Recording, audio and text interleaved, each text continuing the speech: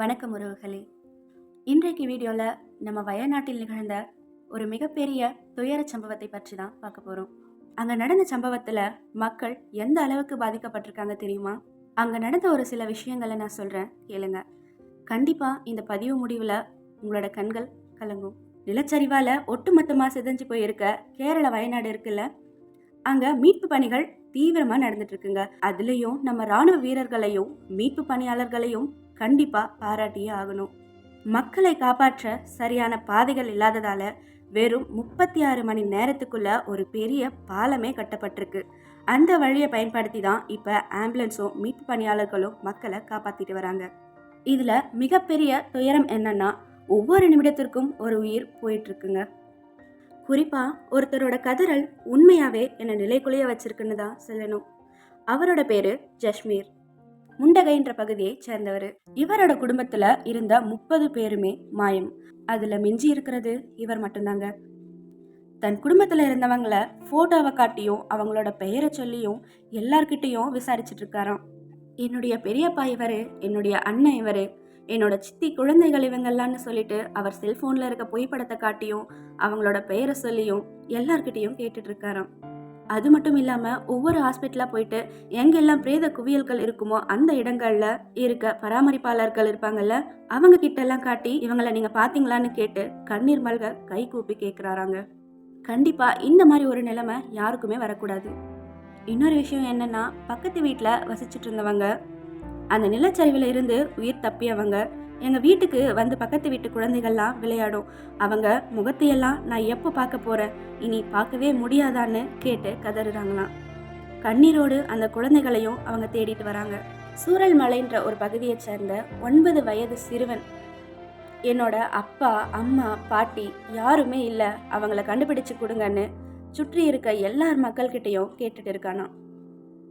இன்னொரு புறம் மேம்பாடி பகுதியில் இருக்க ஒரு பள்ளியில் 70 மாணவர்கள் படிக்கிறாங்க. அந்த குழந்தைகளில் வெறும் 4-5 குழந்தைகள் தான் இப்போ உயிரோட இருக்கா. மற்ற குழந்தைகளோட நிலைமை என்னன்னே அவங்களுக்கு தெரியலன்னு அந்த பள்ளியில் பணிபுரிந்த ஆசிரியர்களும் நிர்வாக அமைப்பாளர்களும் சொல்றாங்க. இது ஒரு புறம் இருக்க, அங்கே தகன மேடைகள் இருந்தாலும் பிணங்களின் எண்ணிக்கையை சொல்லவே முடியாதுங்க. அவ்வளோ வந்துட்டே இருக்கான். அங்கே தகனம் செய்கிற ஊழியர்கள் எல்லாம் ரொம்பவே அச்சத்தில் தான் பேசுகிறாங்க. இவ்வளோ பிணங்களை எங்கள் வாழ்க்கையிலே நாங்கள் பார்த்தது இல்லைப்பா அப்படின்னு சொல்கிறாங்க. அதுலேயும் ஒரு முழு பிரேதத்தை பார்க்குறதே ரொம்ப அரிதாக இருக்குன்னு சொல்கிறாங்க. கை தனியாகவும் கால் தனியாகவும் உடம்போட ஒரு பகுதி தனியாகவும் தலை தனியாகவும் இருக்க பிரேதங்கள் எல்லாம் கூட அந்த தகன இடத்துக்கு வருதான். இவ்வளோ துயர சம்பவங்கள் நடந்துட்டு இருந்தாலும் ஒரு மகிழ்ச்சியான விஷயம் என்னன்னா, நிலச்சரிவில் மாட்டி ஓரிரு நாட்களுக்கு பிறகும் ஒரு சில மக்களை உயிரோட மீட்டுட்டு இருக்காங்க நம்ம மீட்பு பணியாளர்கள். இஸ்ரோவோட டெக்னாலஜியை பயன்படுத்தி ஒரு ஆய்வு வெளிவருது. அதில் நிலச்சரிவு எந்த அளவுக்கு தாக்கத்தை ஏற்படுத்திருக்குதுன்னு தெளிவாக இருக்குங்க. அதாவது நிலச்சரிவு எங்கே ஆரம்பித்து எதில் முடிஞ்சிருக்குன்னு அக்யூரேட்டாக சொல்லியிருக்காங்க. நிலச்சரிவு ஆரம்பித்த அந்த ஸ்டார்டிங் பாயிண்ட்லேருந்து 8 கிலோமீட்டர் தூரம் வரைக்கும் பயணிச்சிருக்காங்க. ஒட்டுமொத்தமாக 86,000 சதுர அடி வரைக்கும் இந்த நிலச்சரிவு தாக்கத்தை ஏற்படுத்தியிருக்கான். வாழ்ந்த வீடுகள் இருக்கும்ல, அதை காணும். ஈன்றெடுத்த குட்டிகள் இருக்கும்ல, அதையும் காணோன்னு பல செல்ல பிராணிகள் வயநாடு முழுக்க சுற்றி வந்துட்டு இருக்குங்க. அங்க இருந்த வீடுகள் நம்மளை பொறுத்த வரைக்கும் வெறும் வீடா இருக்கலாங்க. ஆனா அங்க இருந்த அந்த மக்களுக்கு ஒரு மிகப்பெரிய கனவா இருந்திருக்கும்ல. பல வருட உழைப்பால உருவான வீடுகளும் ஒரு நொடியில ஒரு கனவு போல காணாம போயிடுச்சுங்க. அங்க இருந்த ஒரு நபர் சொல்றாரு, நான் ஆசையா கட்டின வீட்டோட சாவி என் கையில தாங்க இருக்கு. மறுபடியும் நாங்க எங்களுக்குன்னு ஒரு வீடு கட்ட இன்னும் எத்தனையோ வருடங்கள் ஆகும்னு சொல்றாராம். அந்த வார்த்தைகளெல்லாம் கேட்க உண்மையாகவே மனசு ரொம்பவே வலிக்குதுங்க. ஸோ இதையெல்லாம் கருத்தில் கொண்டு நம்ம அரசாங்கம் இழந்தவர்களுக்காக ஒரு வீட்டை மட்டும் கட்டி கொடுத்தாங்கன்னா கூட அவங்க இருக்க இன்னும் கொஞ்ச நாளாச்சு அவங்க நிம்மதியாக வாழ்ந்துட்டு போவாங்க. இந்த சோக சம்பவத்திற்கு பிறகு நடிகர்கள் எல்லாம் தானா முன் வந்து மக்களுக்கு கொடுக்கப்பட்டு கொண்டிருக்கிற அந்த நிதி உதவிகளுக்கு அவங்களால முடிந்த பண உதவிகளையும் அவங்க கொடுத்துட்டு வராங்க. அதில் கமலஹாசன் சார் 25 லட்சமும், நடிகை நஸ்ரியாவும் அவரோட கணவரும் சேர்ந்து 25 லட்சமும், மம்முட்டி அண்ட் அவரோட மகனும் சேர்ந்து 15 லட்சம்னு இன்னும் நிறைய பேர் முன் வந்து அவங்களால முடிஞ்ச உதவியை செஞ்சுட்டு இருக்காங்க. இதில் இன்னொரு பெண்மணி இவங்க எல்லாருக்குமே ஒரு படி மேலே போய் தன்னுடைய தாய்ப்பாலையே அங்கே தவிக்கிற சின்ன குழந்தைகளுக்கு கொடுத்துட்டு இருக்காங்களாம். கோடி ரூபாய் கொடுத்தாலும் ஒரு சில பொருளை வாங்க முடியாதுங்க. அப்படிப்பட்ட தாய்ப்பாலையே கொடுக்க முன் வந்தா அந்த பெண்மணிக்கு உண்மையாகவே நான் தலை வணங்குறேங்க. இப்படி ஒரு புறம் நடந்துட்டு இருக்க, இதை பற்றி அமைச்சர் அவருடைய வலைத்தள பக்கங்கள்ல ஒரு பதிவை வெளியிட்டிருக்காருங்க. அதாவது QR கோட் மூலமாவோ இல்ல அக்கௌண்ட் நம்பர் மூலமாவோ நீங்க உதவுங்கன்னு. ஆனா சில ஈன பிறவிகள் இருக்காங்கல்ல, அவங்க தேவையில்லாத கமெண்ட்லாம் போட்டிருக்காங்க. அதாவது பணம் கொடுக்காதீங்க, பணம் கொடுத்து யாரும் உதவாதீங்கன்னு கமெண்ட் பண்ணியிருக்காங்களாம். ஏங்க, அங்க எப்பேற்பட்ட ஒரு சோகமான நிகழ்வு நடந்திருக்கு. மக்கள் தன் சொந்தங்களையும் சொத்துக்களையும் இழந்து தனிமரமா நிக்கிறாங்க. அதையெல்லாம் பார்த்தும் கூடவா இந்த மனுஷங்க இப்படி வன்மமா கமெண்ட் பண்ணியிருப்பாங்க?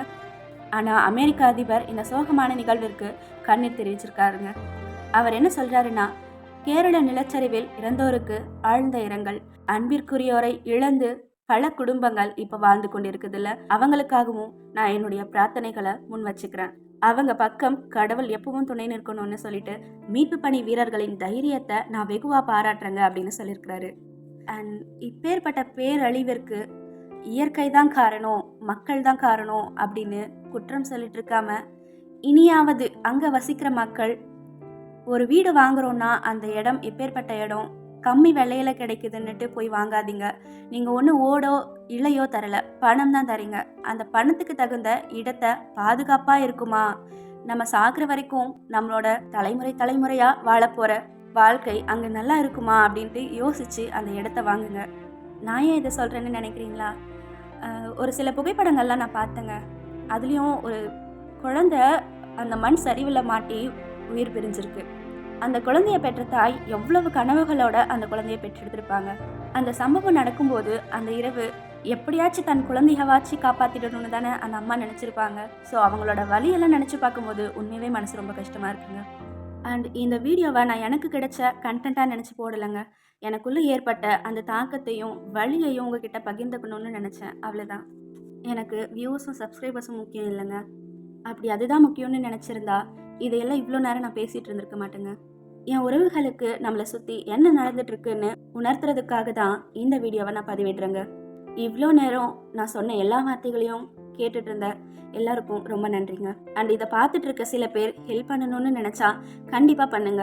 அப்படி ஹெல்ப் பண்ண முடியாத சூழ்நிலையில் இருக்கிறவங்க, அவங்களுக்காக தன் சொந்தங்களை இழந்து நிற்கிறாங்க பார்த்தீங்களா, அவங்களுக்காக அவங்க அந்த பெரிய துயரத்திலிருந்து மீண்டு வரணும்னு வேண்டிக்கோங்க. சேவ் வயநாடு. நன்றி.